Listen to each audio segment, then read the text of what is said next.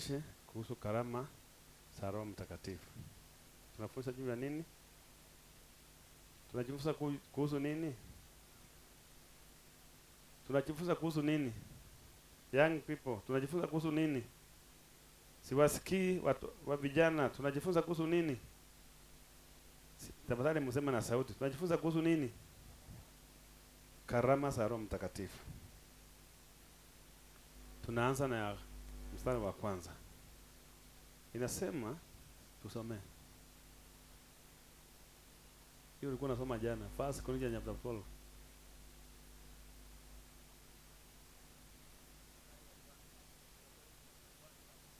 Naomba mpewe microphone hapa. Thank you. Nitasoma ni Wakorinto wa kwanza 4:1. Mtu na atuhesabu hivi kuwa tu watumishi wa Kristo. Bwana, Wakorinto wa kwanza 12 mstari wa kwanza. Hapana. What is reading is something different. 12 verse 1. I know my Bible. Yes. 12 verse 1 inasema, basi ndugu zangu, kwa habari ya karama za Roho sitaki mkose kufahamu. Mwajua ya kuwa mlipokuwa watu wa mataifa mlichukuliwa kufuata sanamu zisizonena kama mlivyoongozwa. Kwa hivyo na waarifu ya kwamba hakuna mtu anenaye katika Roho wa Mungu kusema Yesu amelaniwa, wala hawezi mtu kusema Yesu ni Bwana isipokuwa katika Roho Mtakatifu. Shikilia hapo kwanza. Paulo ananena na kanisa la Korinto. Na katika Biblia nzima ya Agano la Kale, kanisa la Korinto ndio lilikuwa la kiroho kuliko makanisa yote katika Agano Jipya. Kanisa la Korinto ndio lilikuwa na karama zote zinafanya kazi kuliko kanisa yoyote ile katika Agano Jipya, yale makanisa ambayo Paulo alipanda. Korinto iliongoza kwa mambo ya roho. Ongea mambo ya karama, ongea nini yoyote ile ambayo ni kazi ya Mungu ya kiroho, maisha ya kiroho, Korinto iliongoza. Bwana asifiwe. Lakini pia hiyo Korinto ndiyo iliongoza katika kuchanganyikiwa, katika mafarakano, katika mambo yale ambayo hayaeleweki. Yaani walikuwa na mchanganyiko. Na ndiyo iliongoza pia katika kuabudu sanamu. Mnanielewa vizuri? Bwana asifiwe. Na ndio sasa Paulo anawaambia ningeomba hivi kwa ndugu zangu. Kuhusu karama za Roho Mtakatifu, singetaka mukose kujua, mukose kuwa na ufahamu. Kumbuka kabla mjaokoka, mlichukuliwa na maabudu mengine ya sanamu ambazo haziwezi hata kunena. Anawakumbusha walikotoka. Ndiye akawaambia sasa, ndio maana nataka mjue hivi. Hakuna mtu ambaye anaweza kusema Yesu ni Bwana pasipo na Roho Mtakatifu. Hakuna mtu anaweza kusema Kristo alaaniwe na ako na Roho Mtakatifu. Kwa njia nyingine, Roho Mtakatifu hawezi kumlaani Kristo. Roho Mtakatifu hawezi kulaani watu ambayo wako na Kristo. Maana aliwaambia kama kanisa, nyinyi ni mwili wa Kristo, nyinyi ni Kristo, maana ni mwili wake. Kwa hivyo ukilaani mtu aliye ndani ya mwili wa Kristo ni sawa na kumlaani Kristo. Akasema hauwezi kuwa na Roho Mtakatifu na ukalaani watu ambayo wana sura na mfano wa Kristo, ambayo ni sehemu ya mwili wa Kristo. Huwezi kumlaani kama uko na Roho Mtakatifu. Ukiona mtu anarahani na anasema na anaongea kwa ndimi ama anaonyesha ukiroho, ina maana hiyo roho anatumia sio Roho Mtakatifu, ni roho. Bwana asifiwe. Ndivyo anaelezea hapa. Akasema hakuna mtu atasema Yesu ni Bwana pasipo na msaada wa Roho Mtakatifu.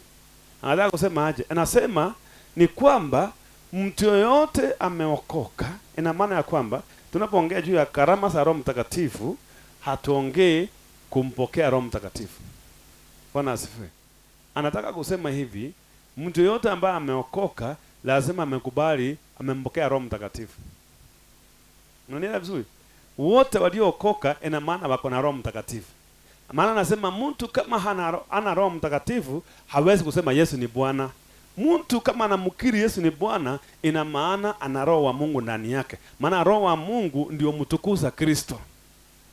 Lakini kuwa na Roho wa Mungu haimaanishi uko na ubatizo wa Roho Mtakatifu. Kuwa na Roho wa Mungu haimaanishi uko na karama za Roho Mtakatifu.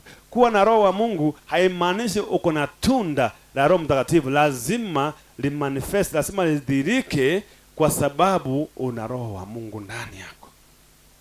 Haleluya. So, anataka kuambia hivi, hiyo mambo unaona ndio tulikuwa nayo kule kabla hatujaokoka. Tulitukanana, tukalaani mwingine, tukatukana mwingine, tukabigana.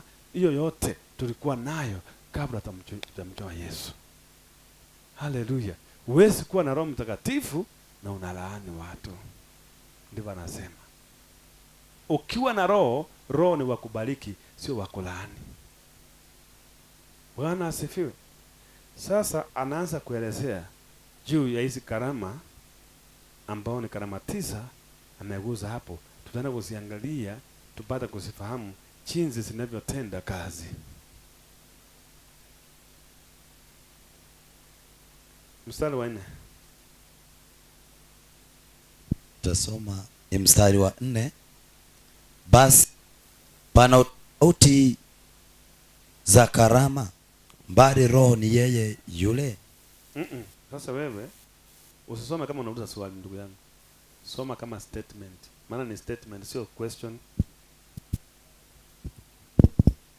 Basi pana tofauti za karama, bali Roho ni yeye yule. Tena pana tofauti za huduma, na Bwana ni yeye yule. Kisha pana tofauti za kutenda kazi, bali Roho ni yeye yule azitendaye kazi zote katika wote. Lakini kila mmoja hupewa ufunuo wa Roho kwa kufaidiana. Maana mtu mmoja shikilia hapo kwanza. Amen. Bwana asifiwe.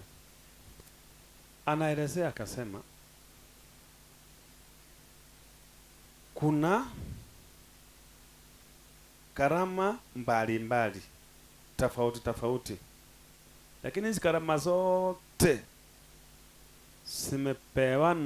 zimepeanwa na Roho mmoja. Bwana asifiwe. Karama ni mingi na ni tofauti, lakini zote zinatoka kwa Roho mmoja. Zinatoka wapi? Tafadhali ongea na mimi. Zinatoka wapi? Hizi karama mbalimbali zinatoka wapi? Kwa Roho mmoja, ama Roho yule. Sawa? Kwa maana kwamba hatuna roho mbili, hatuna roho mara mbili. Roho mwenye karama ni mmoja. Nataka tushike hiyo kwanza. Mwenye karama ni nani? Mwenye karama ni nani? Nimeuliza ni nani, sijauliza ni wangapi. Ukiwa shule unafundisha jiografia, usijibu hesabu. Tafadhali tuelewane. Mimi nauliza swali la nini? Sijauliza sabati ngapi. So, kama somo ni history, jibu la history. Usijibu la kisabati. Mimi nikiwa mwalimu wenu mtakula makomo. Sawa? Kwa sasa unafundisha mtoto mambo ya jiografia na yeye anakujibu swali ya hesabu. Hebu imagine. Nimeuliza mwenye karama ni nani? Sema na sauti, ni nani? Roho? Hiyo simple. Mwenye karama ni nani? Hiyo tu ni Roho Mtakatifu. Na roho sio wawili, roho ni mmo. Tuelewane mpaka hapo. Mwenye karama ni nani? Na roho ni wangapi? Ni moja. Alafu nasema kuna mstari wa 8, maana mtu mmoja kwa roho. Mstari wa 5.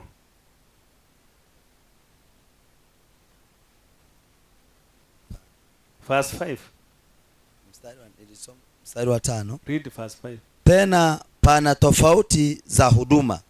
Nataka usikie hivyo. Na Bwana ni yeye yule. Bwana asifiwe. Amen.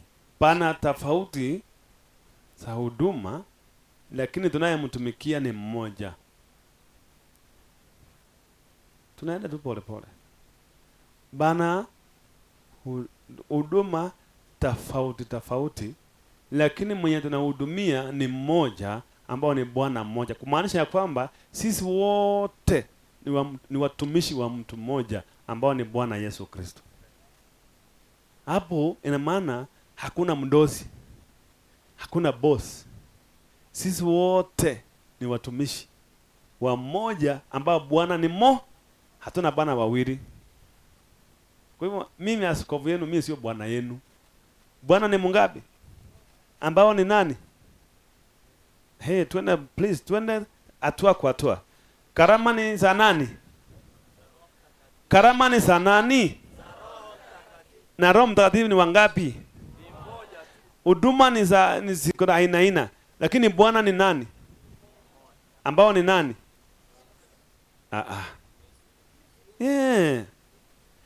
Karama ni za nani? Huduma ni wa nani? Tunahudumia nani? Wasomee tena. Unaona imewapita. Ugali walikula ni ugali ama mchele? Narudia mstari wa 5. Tena pana tofauti za huduma, na Bwana ni yeye yule. Umesikia? Sisi wote hatuna huduma zinafanana. Tuna huduma tofauti, lakini sote tunamhudumia mmoja, Bwana mmoja. Kwa hivyo sisi wote ni watumishi wa Mungu mmoja, Bwana mmoja. Wewe ni mtumishi mwenzangu, umepatiwa assignment tofauti na yangu. Usijaribu kuwa kama mimi, utachoka. Utachoka bure. Kuwa mwaminifu kwa sehemu ile ambayo Mungu amekuweka, ambayo ni yako na sio yangu, na mimi niko na yangu, lakini sisi wote ni watumishi wa Bwana mmoja ambao ni Yesu Kristo. Haleluya. Bwana asifiwe. Mstari wa 6. Mstari wa 6. Kisha pana tofauti za kutenda kazi, bali Mungu ni yeye yule azitendaye kazi zote katika wote. Bwana asifiwe. Bwana Yesu asifiwe. Bwana asifiwe. Tumeona kile ya kwanza, kila mtu ana huduma tofauti, lakini Bwana ni mmoja. Na zile kazi tunasitenda kazi tofauti, lakini sisi wote anayetuwezesha kutenda hizo kazi ni Mungu mmoja. Mpaka hapo tumejifunza kuhusu Roho mmoja, Bwana mmoja na Mungu mmoja. Huna bwana yako na mimi niko na bwana yangu, huna Mungu wako na mimi na Mungu wangu, huna roho wako na mimi niko na roho wangu. Ndio huyo roho wako anakuwa kinyume na roho wangu. Maana roho kama ni mmoja hawezi kuwa kinyume kwake mwenyewe. Joel, kwa nini tunatofautiana? Tunapigana na tunafanya kazi ya mtu mmoja, na roho ni yule mmoja. Kwa nini roho ako ndani yako anapiga roho ako ndani yangu? Kwani tuna roho ngapi? Mbona anapigana? Amekuwa wazimu? Ina maana mpaka hapo, ina maana kuna mtu amepokea roho nyingine. Ina maana hapo kuna mtu ametoka akapokea roho nyingine. Kama ingekuwa roho ni yule mmoja, uweze kufika mwenzako, maana utakuwa unajipiga mwenyewe.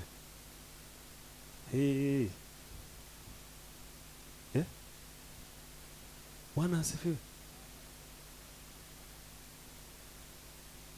Kama inasema nini hapa? Kwa nini naangalia hapa sana?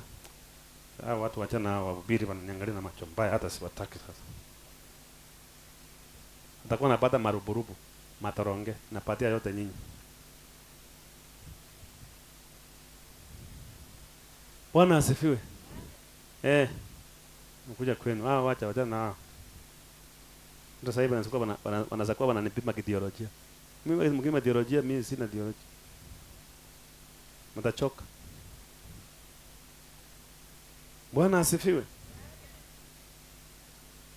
Alafu nasema hivi. Mstari wa 7 inasemaje? Mstari wa 7 Biblia inasema, lakini kila mmoja hupewa ufunuo wa Roho kwa kufaidiana. Hapo sasa. Rudia hapo tena. Tarudia. Lakini kila mmoja hupewa ufunuo wa Roho kwa kufaidiana. Rudia tena. Tarudia mara ya 3. Lakini kila mmoja hupewa ufunuo wa Roho kwa kufaidiana. Bwana asifiwe. Nimesahau nikaangalia huko. Ninafaa kuangalia huko. Anasema hivi. Kasi ni tofauti. Utendaji ni tofauti. Niko sawa. Bwana asifiwe. Kasi ni tofauti. Utirisho wa kasi ni tofauti. Tuko pamoja? Lakini Roho ni huyo mmoja. Bwana ni huyo mmoja. Na Mungu ni mmoja, anatenda kazi ya ndani ya wote. Tumesoma mpaka hapo. Bwana asifiwe. Alafu anasema pia, na kila mtu amepewa ufunuo tofauti tofauti. Haleluya. Lakini kwa faida ya wote. Hiyo ikiwapita hakuna haja mshike nyingine. Haitawasaidia. Hii ikiwapita hata hakuna haja niwapatie nyingine. Bwana asifiwe. Anasema lakini kudirishwa ama udirisho umepewa tofauti tofauti. Kila mtu amepatiwa ufunuo tofauti. Yako na ufunuo, mwingine ako na hule, mwingine ako na hule, mwingine amefunuliwa hii, lakini zote zimepeanwa kwa faida ya wote. Bwana na mbona nisaidie. Nimesema nini? Nimesahau nikaangalia. Nimesema nini?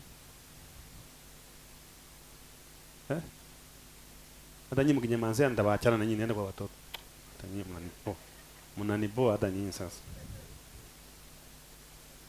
Bwana asifiwe. Siangalia hawa wala siangalia hawa. Naangalia. Bwana asifiwe. Na nyinyi mkinyamaza nitaangalia majirani.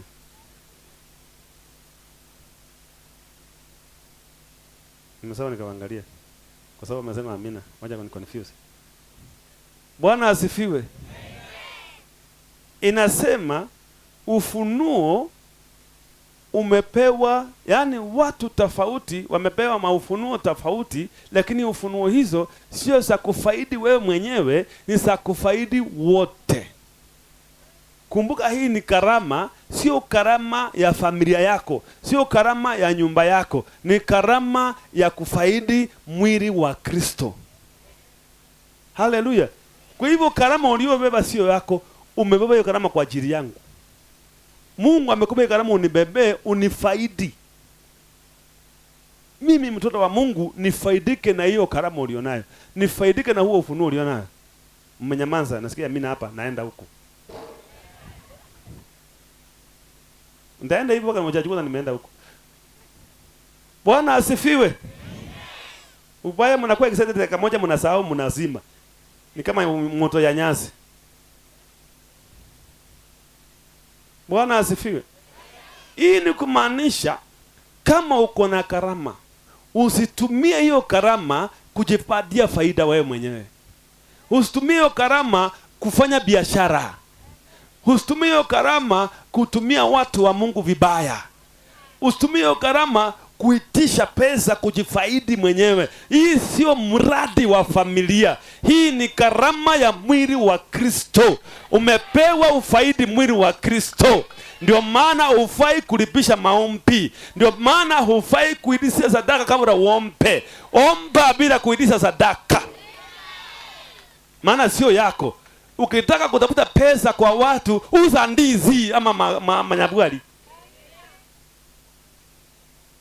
Bwana asifiwe. Ukiona mtu anaifanyia faida, hiyo sio karama ya Roho Mtakatifu. Hiyo ni ile karama tunaita ya koragora. Tuna baragoli wengi sana kanisani. Yaani tuwada baragoli abange kanisa. Bako ni biashara na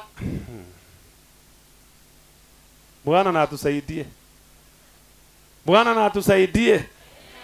Bwana atusaidie. Haleluya. Inasema mstari wa 8. Maana mtu mmoja kwa roho apewa neno la hekima. Shikilia hapo. Mahali alianzia. Maana nini? Moja kwa nani? Kumbuka roho mwenye karama ni nani? Mwenye karama ni nani? Sijauliza ni mangapi. Mwenye karama ni nani? Yes. Roho Mtakatifu. Roho watakatifu ni wangapi? So mwenye karama ni nani? Mwenye karama ni nani? Haya, huyo mwenye karama ambao ni Roho Mtakatifu, tunaambiwa kwa huyo Roho Mtakatifu mwenye karama, kwa mmoja amepeana nini? Neno la hekima. Neno la nini? La hekima.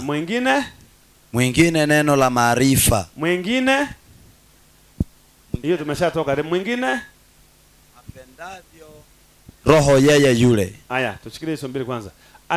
Kwa huyo Roho mmoja amepeana neno la hekima, akapeana neno la maarifa, apendavyo yeye mwenyewe. Roho sio bila upendavyo wewe, vile Roho apendavyo anapeana. Kwa hivyo hakuna mtu anamwagiza, hakuna mtu anamwambia nipe hii. Mwenyewe anapeana vile anapendezwa, kwa kusudi moja, kufaidi mwili wa Kristo.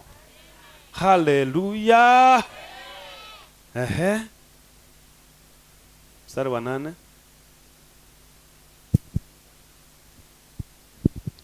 Ni mstari wa 9. Wa 9? Ndio. Mwingine imani katika roho yeye yule. Mwingine nini? Imani katika roho yule tu. Yeye yule.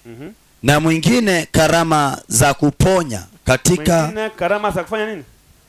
Katika roho yeye yule mmoja. Roho yule mmoja, Na mwingine matendo ya miujiza. Mwingine nini?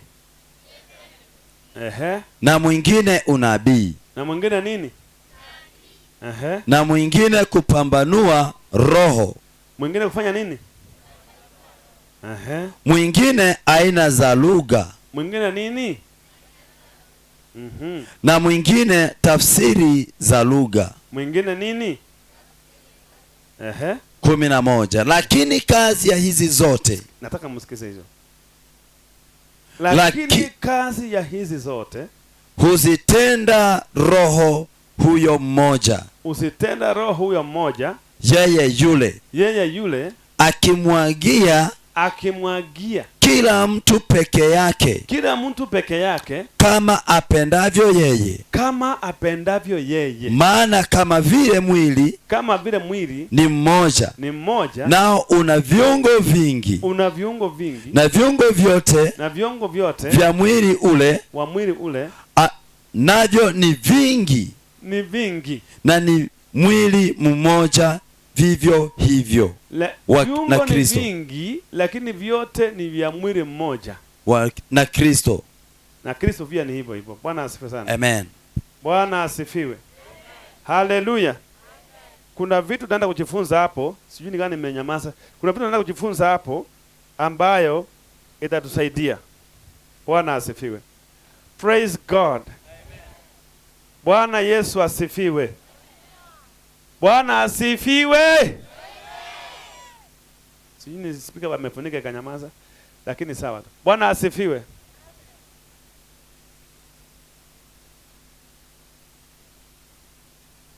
Wamama habari zenu?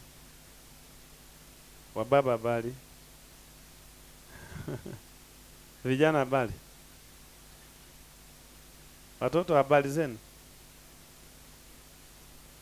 Sasa tumeambiwa hapo huyo Roho mmoja amepeana karama za Roho Mtakatifu mbalimbali, na zote zimepeanwa kwa kusudi moja, kwa kufaidi mwili mzima. Haleluya!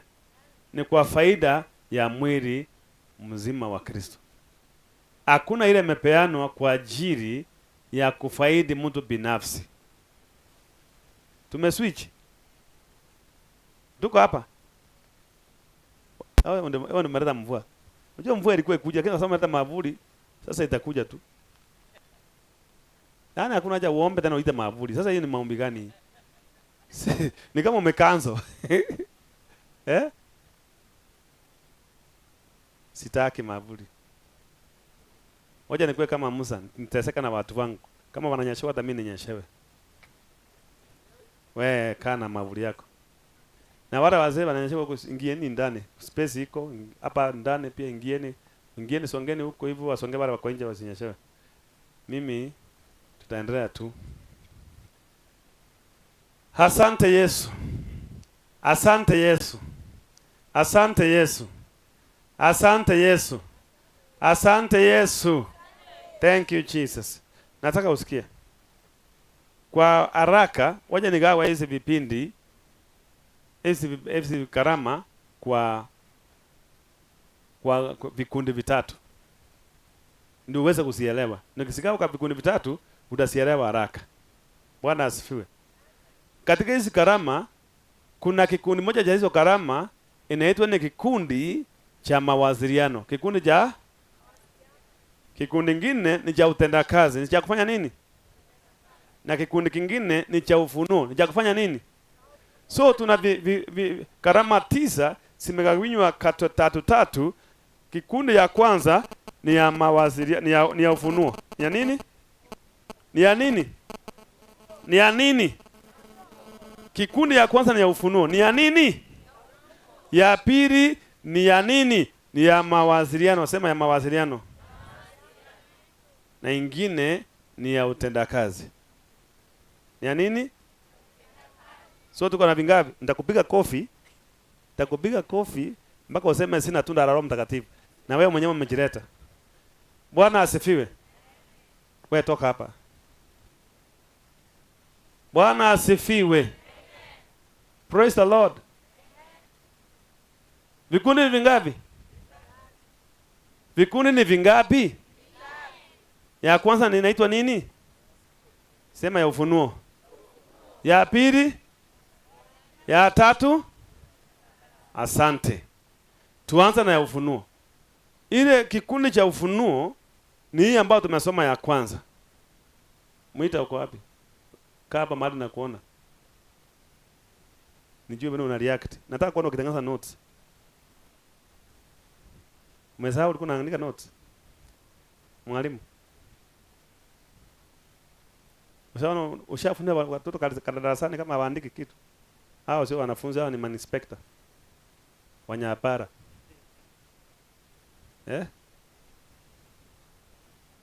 Wamama. Hakuna kitu mnaandika hata chini hata andiko. Bwana Yesu asifiwe.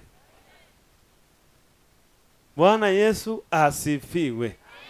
Kikundi ya kwanza ni kikundi cha ufunuo, ambayo ni neno la hekima na neno la maarifa na upambanuzi wa maroho. Sio wa roho, wa maroho. Mwita. Ulisoma nini? Cha tatu. Ambacho kilikuwa cha tatu katika mstari wa 9. Ulisoma nini ya kwanza katika hizo ya kwanza ilikuwa ni hekima. So hekima kila mtu akunayo, alizaliwa nayo. Sema neno la hekima. Neno la hekima. Neno la maarifa. Apenda roho yeye yule. Mwingine imani katika roho yeye yule.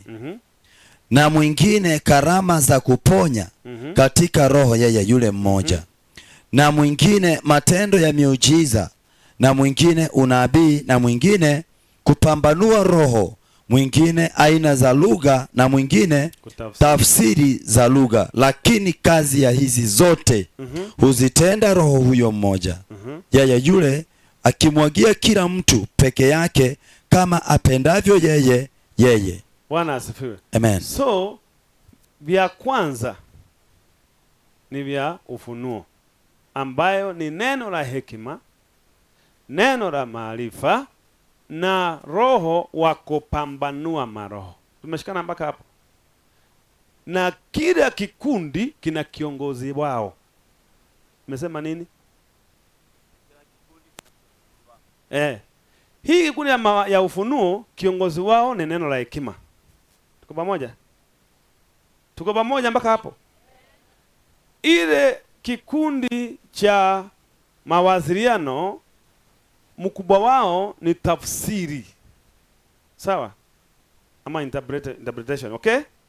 Na ile kikundi kingine ya utendakazi, mkubwa wao ni imani. Tuko pamoja mpaka hapo? Tuanze na sasa hii kikundi ya kwanza. Mkubwa wao nimesema ni nani? Ni nani? Ina maana hivi, ukiwa Mungu amekujalia kupata neno la maarifa, la kujua siri za watu, kujua fulani amefanya ama fulani yako hivi, umepata hilo neno la maarifa, lazima urudi kwa neno la hekima akusaidie jinsi ya kutekeleza au ni nini utatenda kwa ile ambao umefuatiwa. Unanielewa vizuri? Nikionyesha huyu mama ako namna hii, hiyo ni neno la hekima. Amini, neno la maarifa. Nimejua huyu ako namna hii. Kupambanua maroho, huyu hii roho sio roho wa Mungu. Nikijua kwa hizi karama mbili sikuwa fanya kazi ndani yangu, lazima nirudi kwa neno la hekima, niliulize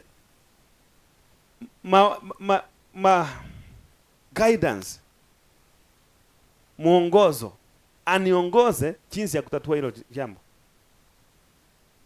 Ndio maana siwezi kuja niseme mimi naona kaburi nyumbani mwako,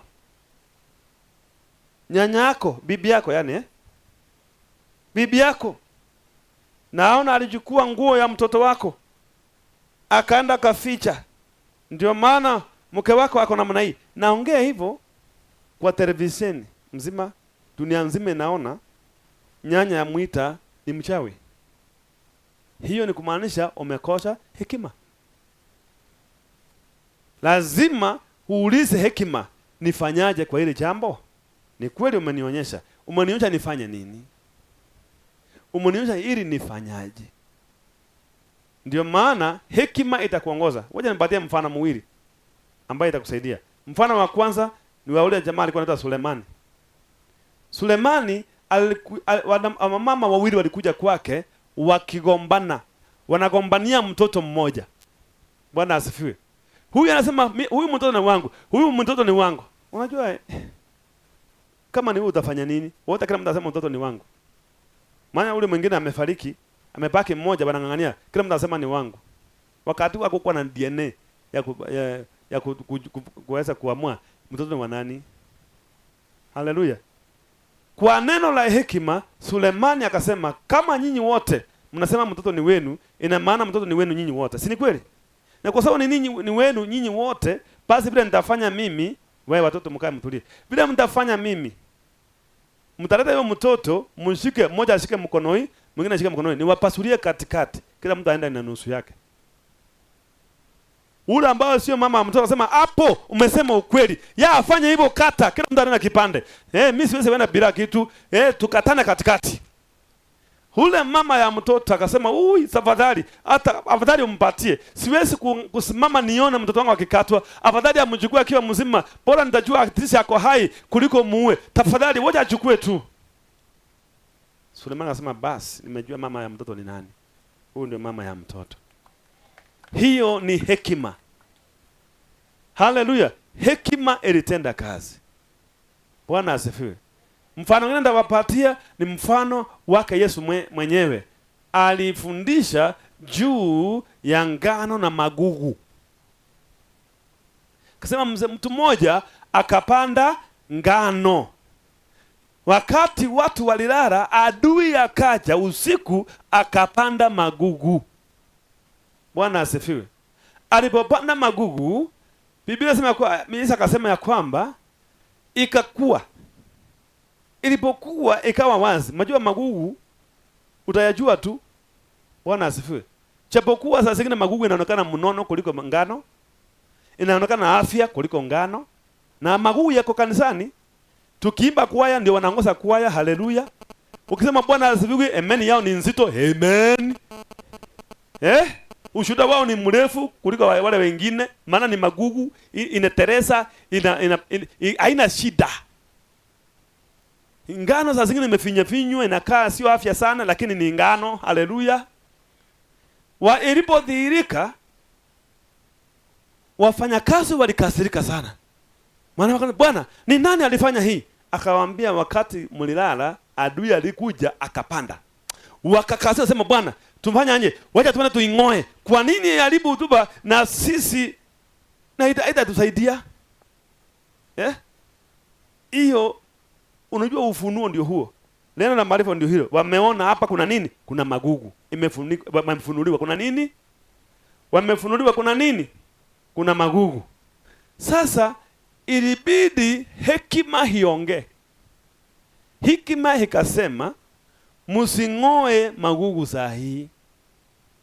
Maana mking'oa magugu saa hii itabidi mng'oe mpaka ngano. Maana magugu zingine misisi yake imeshikana na misisi ya ngano. Haleluya. Mnanielewa vizuri? Maana wamekulia pamoja, wamepandwa pamoja, mizizi imeingiana, wamepandwa bado pamoja. Mizizi imefanya nini? Mizizi imefanya nini watu?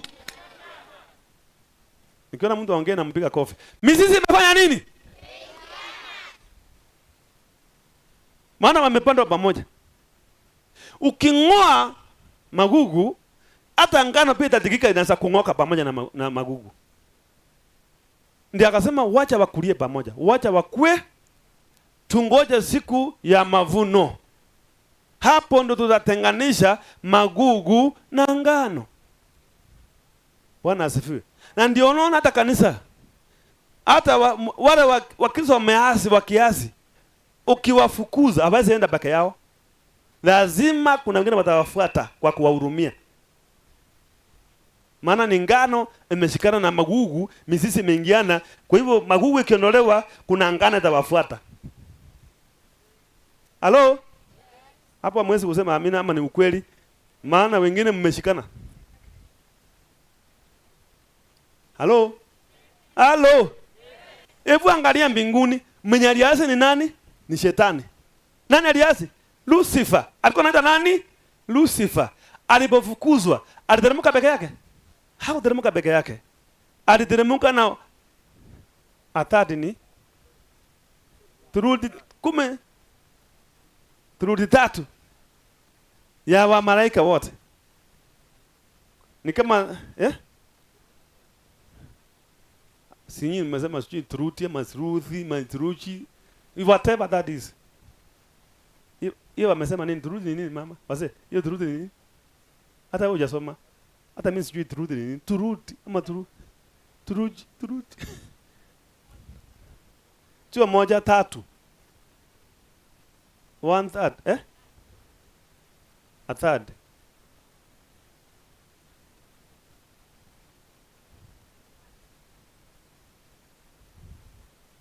Hata hivyo point ni kwamba shetani akirushwa chini akirushwa peke yake. Kuna wale walikuwa wameshikana na yeye wakaruka na yeye. Leo ndio wale wanatusumbua hapa. Hamuntu akianguka angukange peke yake. Kuna wale wanamfuata wakumhurumia. Sympathizers. Bwana asifiwe. Na Yesu akaona hiyo kwa umbali, akasema sasa kwa sababu hiyo waachana na wao. Wacha tu wakulie pamoja. Lakini siku ya kutenganishwa inakuja. shifting day is coming, ya kugawa, kutenganisha magugu na ngano. Hiyo ni neno la hekima. Bwana asifiwe. Nataka kwenda haraka. Hiyo ilikuwa ni kikundi cha kwanza ambao ni cha nini? Cha ufunuo, ambao ni neno la hekima, neno la maarifa na kupambanua, roho ya kupambanua maroho. Sasa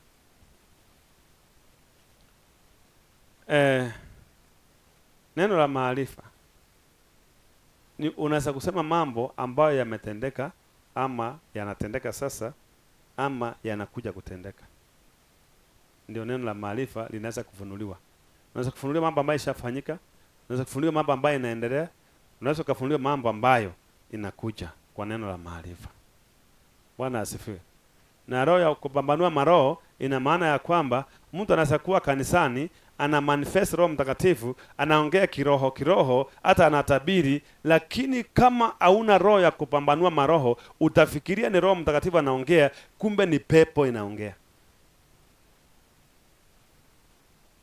Bwana asifiwe. Wako kwa Biblia, nitakuonyesha mfano. Matendo ya Mitume 16 tunaoelezewa juu ya kijakazi kimoja ambayo kilimfuata Paulo na nani? Na Sila.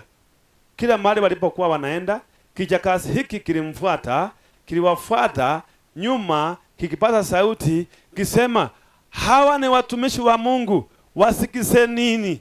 Hawa ni watumishi wa Mungu, wasikize nini? Wamekuja kuwaletea habari ya wokovu. Niulize swali.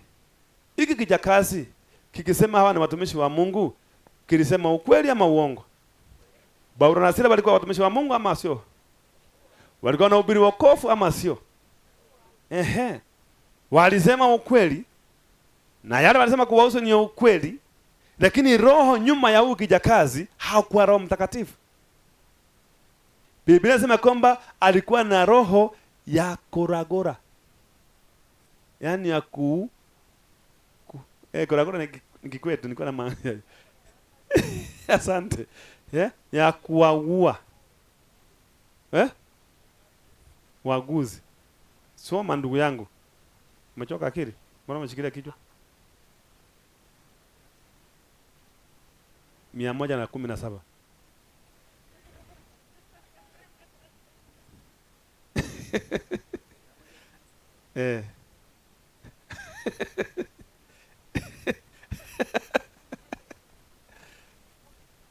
Sinikwambia, nimeona ameshika kichwa, anasema huyu amechoka, sio ameenda wapi.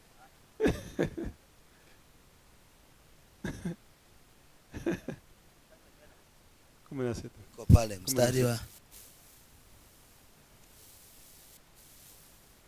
16. Nitasoma Matendo ya Mitume 16:16.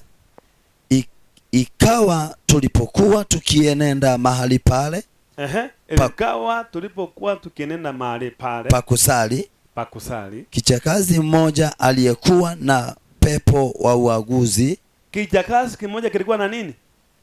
Kilikuwa na Roho Mtakatifu. Pepo wa uaguzi. Kilikuwa na nini? Pepo wa uaguzi. Ya uaguzi. Yaani roho ya koragora. Okay? Akatukuta aliyewapa bwana zake faida. Hapo aliyewapa, Aliyewapa bwana zake faida nyingi kwa kuagua.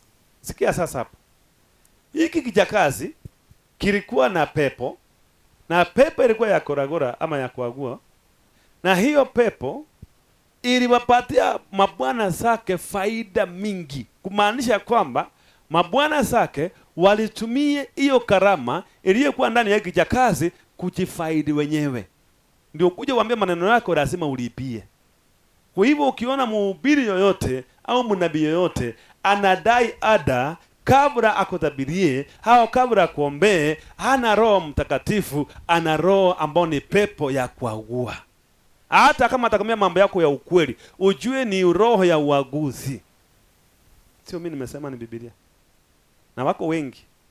Na wengine sisi ni customers, wateja. Wateja ni wangapi? Ushailipishwa. Msiogope. Ushailipishwa maombi. Akaambiwa hii kabla tukuombee lazima ulete hii na hii na hii. Shahidi bicho. Mwana wenye madibisha wanasema kwa hapa wanaangalia. Sasa wasema nikiinua mkono nitakuja kupiga kofi baadaye. So inulia ndani.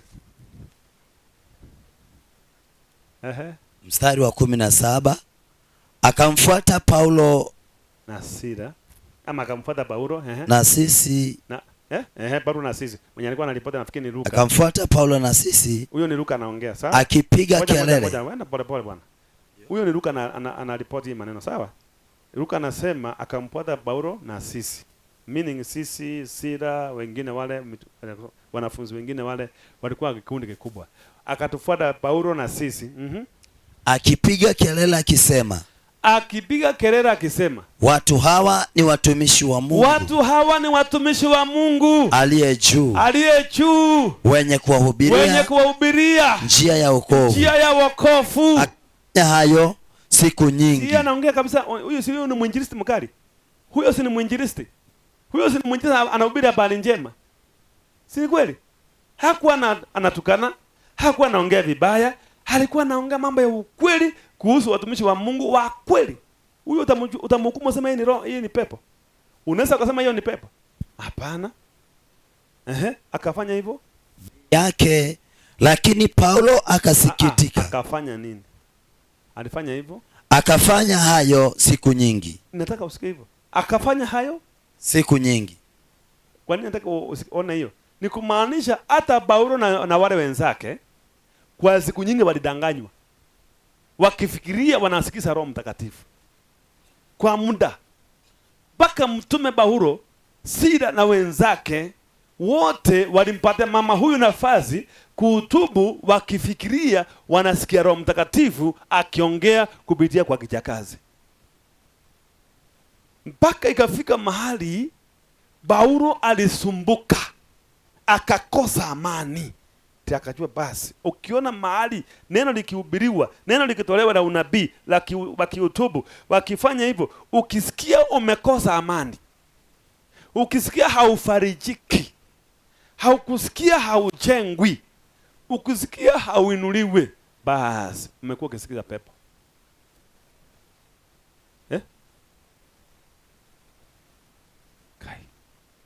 And there was silence in heaven for half an hour. Biblia inasema basi kukakuwa na kimya nusu saa mbinguni. Hapa naona kuna kimya. I hope sio nusu saa, sina time mingi. Hello? Msikue kimya nusu saa maana sina time mingi. Bwana asifiwe. This is a very serious thing. Kijakazi huyu anahubiri habari ya ukweli, anakuelezea mambo ya kweli, mpaka mtume Paulo akaamini tunasikiza Roho Mtakatifu. Hii siku moja nimeenda kuhubiri kule Olekalao. Ilikuwa Olekalao? Olekalao secondary. Tulikuwa na mkutano pale. Nikapatiwa ibada ya jioni. Katikati ya mahubiri yangu, katikati ya mahubiri, kijakazi kimoja katikati hapo, kimsichana kimoja, na kikumbuka kilikuwa kibaliki. Kichana tu, kibaliki. Katikati naendelea kuhubiri, kikanikatishia mahubiri. Hapo katikati ngasikia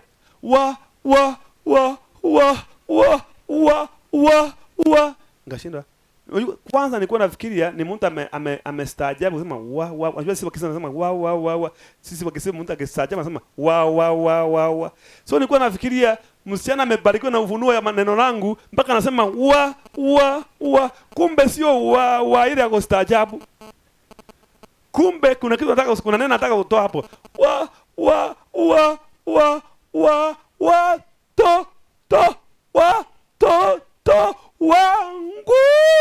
Watoto wangu, mimi ni Mungu wenu. Kaendelea hivyo.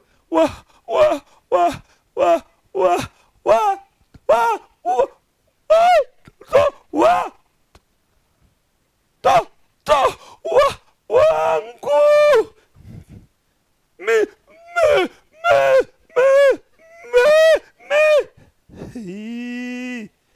Nikamwambia, wewe simama, nyamaza, nyamaza wewe, nyamaza, nyamaza, nyamaza wewe.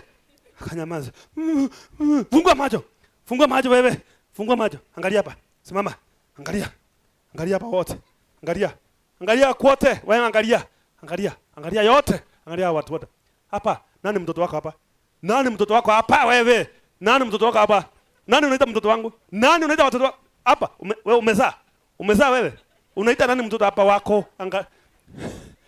Nikiuliza hiyo swali hivyo, hawa wachungaji wenzangu wakashangaa, na mimi naingilia Roho Mtakatifu. Mimi sijaingilia Roho Mtakatifu, najua maandiko bwana. Najua neno la Mungu. Neno la Mungu sema kama nyinyi wote mnaweza mkatabiri, lakini moja kwa moja. Sio kwa kuchanganyikiwa, huyu anatabiri mwingine anatabiri, hatujui nini mnasema. Wakati mimi nahubiri, ni kutabiri na tabiri. Kutabiri sio lazima ufunge macho ukupe kigumizi ndio wewe unatabiri. Halo? Ni neno la Mungu nasema. Hili neno la Mungu naongea ni utabiri. Ni kuhutubu. Bwana asifiwe. So kunikatishia wewe na kigumizi yako kwani Mungu anastama? Does God stammer? Mungu anakufanga kigumizi? Mungu anakufa kigugumizi? Kama ni Mungu anaongea, mbona anakufa kigugumizi? Wewe wacha hiyo. Mimi nikisoma Biblia yangu inaniambia wakati Mungu aliita Musa, alisema Musa Musa, ama alisema Musa. Alisema hivyo? Alisema aje? Musa Musa, sio Musa. Mungu aliita namna hiyo. Hii yako ya wacha kuacha kustama hapa. Unajifanya kwa ya kiroho. Hakuna ukiroho hapo, ni ujinga out. Ni roho ya uaguzi. Anti, mbona unakasirika? Mama mdogo, mbona unakasirika? Bwana asifiwe. Bwana Yesu asifiwe. Amen. Hala? Bwana asifiwe. We. Unakaa aje kama nyumbani kwako unaota moto? Kaa mzuri uko kwa klasi. Bwana asifiwe. Mtu ananikalia hivi. Wali umefika? Mahali ulikuwa unaenda? Bwana asifiwe. Wakati Yesu alimuita Paulo kwa njia akielekea Damascus. Alimuitaje? Are you sure? Sio alimuita hivyo. Wewe unasema wewe ni wa kiroho kuliko Yesu. Wewe ni wa kiroho kuliko Yesu. Wewe ni wa kiroho kuliko Yesu. Yaani umechazwa sana. Wewe wacha bwana. Ukituambia Samueli utakuwa wa kiroho mpaka wewe wacha. Wacha kutuenjoy hapa. Mama, kwani unaniangalia mbaya hivi? Kai. Imeingia mzuri. Asante. Nilikuwa nafikiri unanipima mashetani. Unaniangalia hii. Bwana asifiwe. Nikamwambia nyamaza. Akanyamaza. Mwisho akanyamaza. Keti chini. Na usikize neno. Wewe unaitwa nani? Swali ndio anamwambia naitwa nani? Umeokoka? Uliokoka lini? Mimi ni ongea vizuri. Unakwanga kigumizi, unakwanga kigumizi wewe? Hapana. Ongea vile unaongea ukiongea na mama yako na baba yako. Au uliokoka lini? Niliokoka nikiwa form 2. Wapi? Kwa shule. Tuambie nini ilifanyika? Nikiwa form 2 kuna Wakorino walikuja shuleni mwetu wakatuhubiria, wakatupeleka kwa mto, wakatupatiza.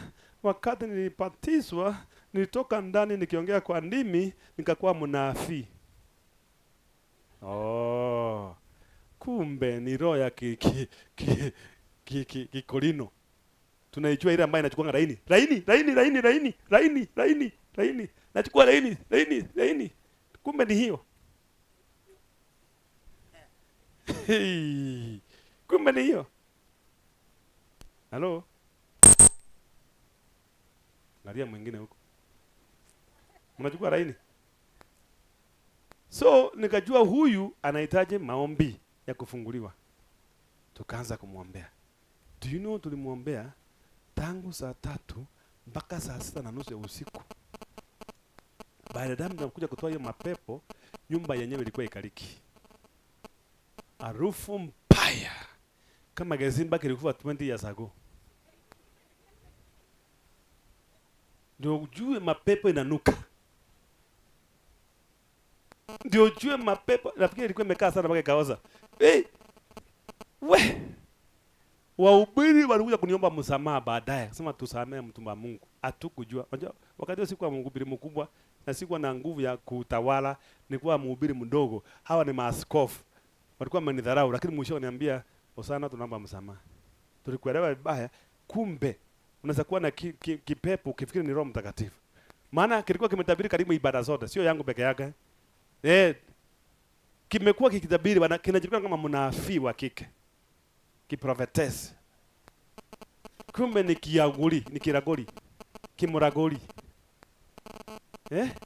Unajua kweli kuna mtu anatoka maragori. Maragori ni mtu anaenda kwake, anasema baba jisokororia. Arabo na rusha nakwambia. Au ndo tunataka maragori. Anakuwa anakueleza shida zako zote. Ana chingena chikinji nini? Nyota anaongea na nyota. Kai. Haleluya. Alafu nakwambia nyota yako imepotea. Haya, shauri yako. Bwana asifiwe. Mimi hata ngambia nyota yangu ndiye ngambia mimi sijapoteza nyota hata moja. Maana sina hata moja. Bwana asifiwe. Yesu ndio nyota ya asubuhi. Na Yesu anaishi ndani yangu. Haleluya. Yesu anafanya nini? Anaishi ndani yangu. Bwana asifiwe. Bwana asifiwe. Hiyo tumedili na gani mpaka hapo? Ya kupambanua maroho. Twende hiyo kigrupu cha pili. Ya kikundi cha pili ambayo pia kuna 3. Ambayo ni ya mawasiliano. Sema mawasiliano. Ama hoja tumalizie na hiyo. Twende hii nyingine ya nguvu. Ya nguvu ya utenda kazi ambayo ni ya nguvu. Sawa? Hii ya nguvu ni unabii. Okay, ni nini? Unabii. Sema nini? Unabii. Nini nyingine?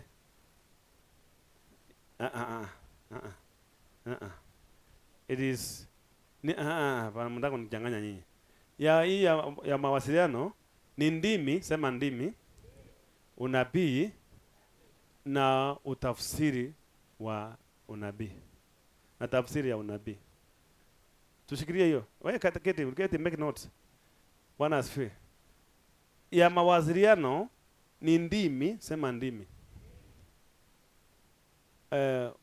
Utabiri ama kuhutubu. Unabii, kuhutubu. Si mnasema msema kile nasema.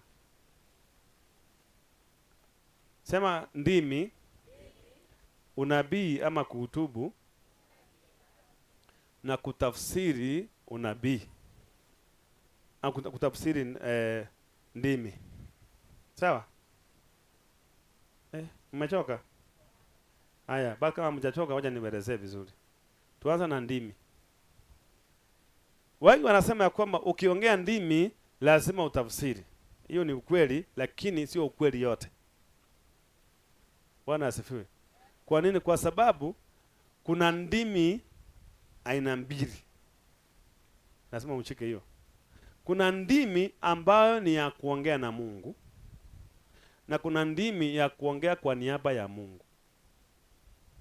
There is tongues to speak to God and tongues to speak for God. Tafsiri hiyo kwa Kikuria. Tongues to speak for God and tongues to speak to God. Hakuna ngumu hapo. Wewe wacha bwana. Wapi Bokobora? Chukua hiyo microphone. Ni confidence anakosa. Hata hivi kukosa confidence ni karama. Kuna tongues you speak to God and tongues to speak for God. Ororeme horore kwamba neno We ni nini we? Hiyo ni sabotage. Ako wapi huyo? Mwita ako wapi? Thomas. Tayari amepata ufunuo. He. Hebu mjapatie ingine labda inaweza kuwa inafanya.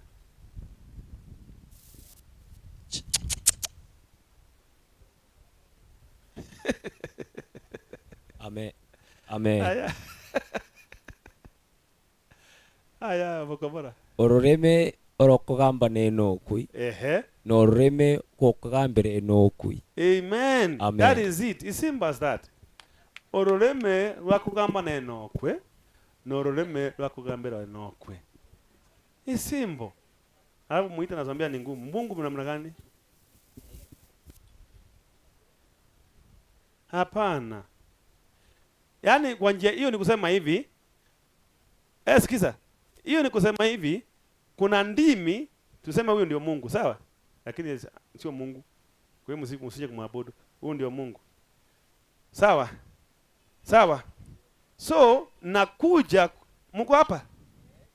Nakuja kuongea na yeye kwa ndimi. Kwa sababu naongea na yeye kwa ndimi, huyu maana ni Mungu amebana hizo ndimi, haitaje utafsiri. Unanielewa vizuri? Ndaongea na yeye in tongues, lakini haitaje utafsiri maana yeye ni Mungu wa roho. So anaelewa kile anasema, maana hata hiyo karama yeye ndiye amenipea.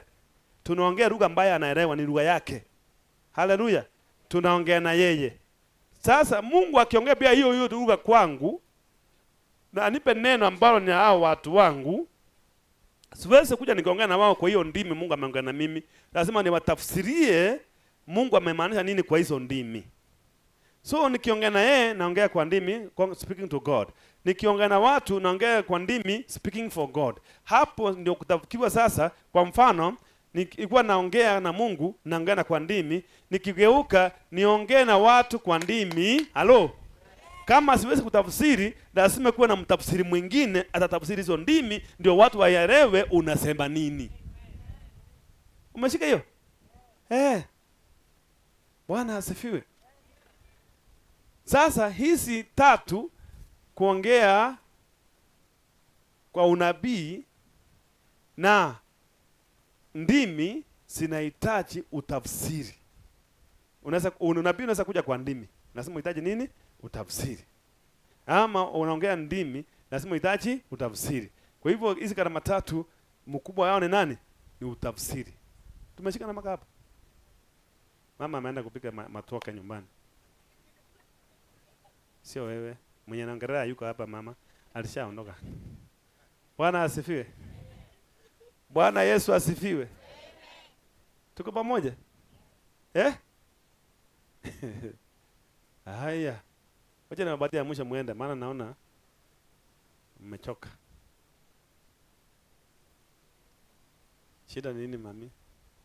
Ulikumbuka hujatoa nguo nje?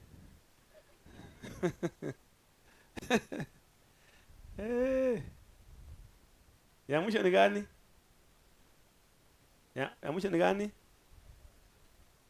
Ya utenda kazi. Sawa?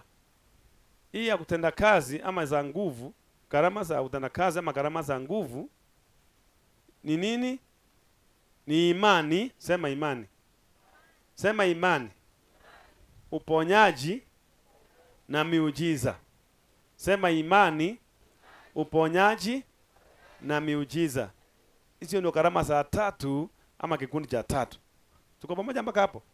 Kwa hizi tatu, mkubwa wao ni imani. Ni nani? Ni imani.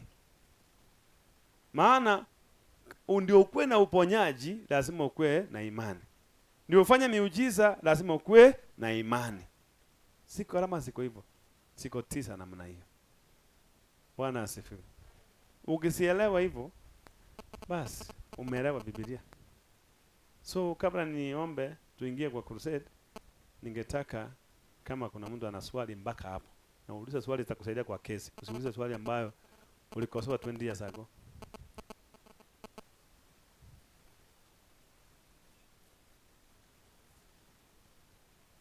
Na mtu ana swali? Kuna mtu kuna swali? Unajua ukiwa na darasa, kwa na darasa ambaye haina maswali unashindwa kama labda hakuna kitu umesema. Hakuna mtu ana swali mpaka hapo. Haya yote tumejifunza yote hivi. Ina maana mmeshika kila kitu ama hakuna kitu mmeshika? Sasa mjue muulize nini?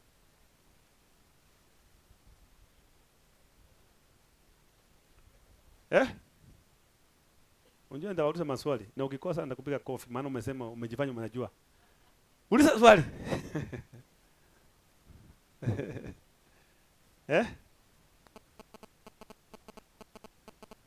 Hey.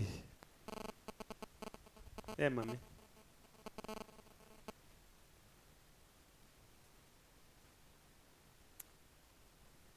Anauliza lazima mtu ameokoka anene kwa lugha?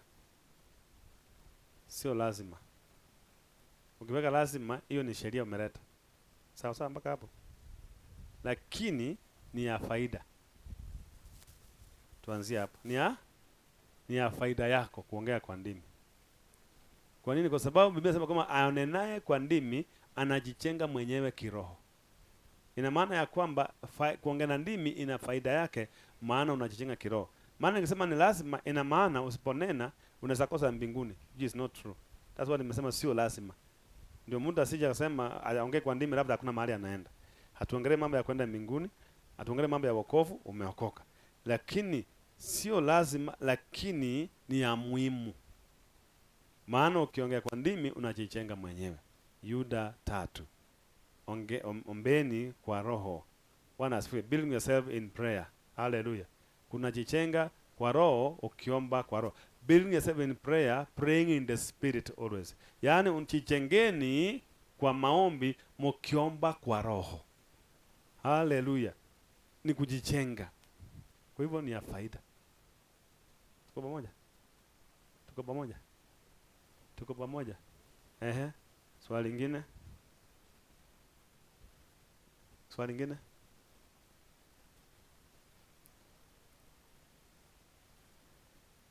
Hapo ndo tulianzia Pastor Anne. Tulisema hivi. Mtu akiokoka kitu anapokea ni Roho Mtakatifu. Ndio tukasema mtu hawezi kusema Yesu ni Bwana kama hana Roho Mtakatifu. The fact unasema Yesu ni Bwana ina maana uko na Roho Mtakatifu. Lakini kuwa na Roho Mtakatifu haimaanishi uko na ubatizo wa Roho Mtakatifu. Ubatizo wa Roho Mtakatifu linakufanya unaongea kwa ndimi. Na kuongea kwa ndimi ni ya faida, maana itakutia nguvu na utajichenga kiroho. Mpaka hapo tuko sawa? Swali lingine?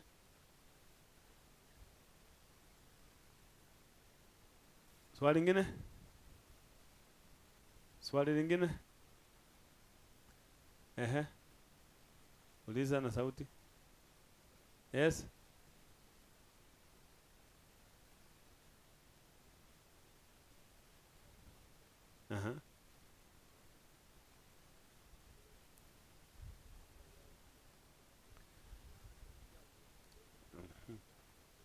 Hiyo swali umeuliza nzuri sana. Asante sana kijana.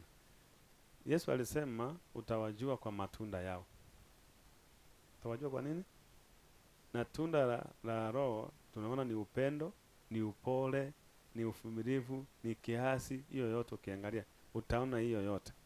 Na kitu kingine ambacho kitakusaidia pia ni kwamba mtu akiwa na Roho Mtakatifu, mtu akiwa na Roho, akitumika na Roho Mtakatifu, Yesu alisema atakapokuja Roho Mtakatifu hata nena ya kwake, atachukua yale ambayo ni ya kwangu mimi na anitukuze mimi. Mnanielewa vizuri? Kwa hivyo mtu kama ni mnabii, lakini yote anayoongea ni kujitukuza yeye, kujigamba yeye, kujiinua yeye, kujulikana yeye, kujifunua yeye, ujue huyo hana Roho Mtakatifu, ana roho mwingine. Roho Mtakatifu hawezi muinua mtu, atamuinua Kristo. Bwana asifiwe. Utawajua kwa matunda, sio kwa miujiza. Maana kwa miujiza Yesu anasema siku hiyo watakuja wasema, Bwana, si tulitabiri kwa jina lako, tukatoa mapepo kwa jina lako. Unaona, walikuwa wanatabiri, walikuwa wanatoa mapepo. Kwa hivyo kama ni miujiza, ungewajua na miujiza, ungewajua vibaya.